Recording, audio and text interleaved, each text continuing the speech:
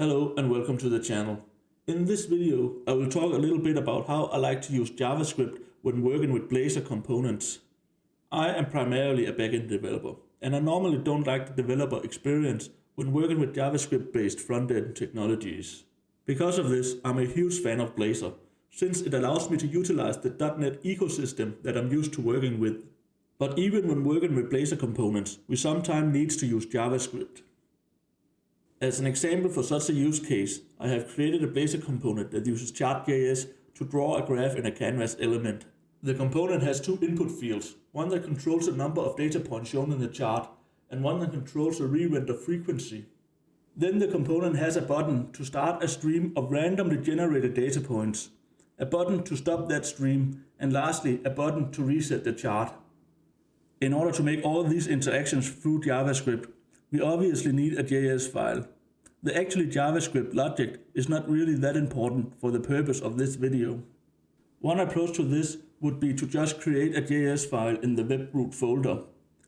But the downside to this is that the component-specific JavaScript is not located next to all the other component-specific code, and that quickly becomes messy, so I want to avoid that.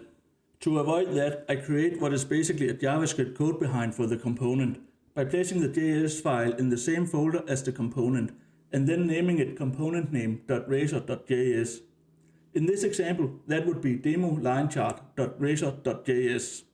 Another thing I want to avoid is the need to remember adding script references to the index.html file. To achieve this, I like to use JavaScript's module functionality.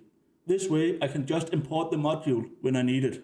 The advantage of this approach is that it essentially creates scoped JavaScript that is located next to the rest of the component code, making it easy to make changes to the component. To be able to use the JavaScript module from the C# code behind, we can use the invoke async method on the IJS runtime object to import the module.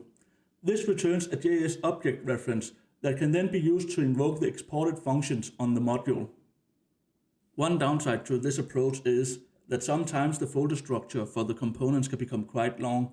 For instance, if the components are divided into smaller folders depending on the features the component is part of. If that happens, you will need to keep track of the entire folder path, and if the component is moved to another folder, you will need to remember to update the path. This can be a little cumbersome, so it would be nice if we could do something like this instead, where the path will always be the same, no matter where the component is located, and still retain the benefits of having scoped JavaScript. And actually, there is a way to achieve this.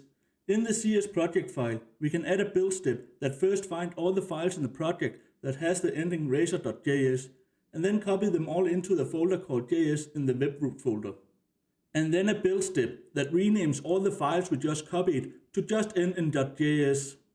We want to rename the files because if they contain .razor, the compiler will give an error that it cannot find the Razor component with the same name in the new folder, since it is only the JS file that has been copied. These build steps can be quite advanced depending on the use case.